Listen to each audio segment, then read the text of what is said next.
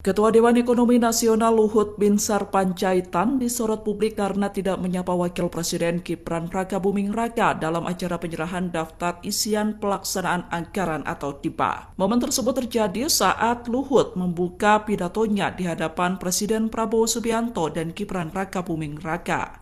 Namun saat itu Luhut hanya menyapa Prabowo dan para menteri yang hadir dalam acara tersebut. Luhut tidak menyebutkan nama Gibran saat membuka pidatonya pada Selasa 10 Desember. Meski begitu, saat acara berakhir, Luhut dan Gibran tampak akrab hingga saling melontarkan senyum di atas panggung.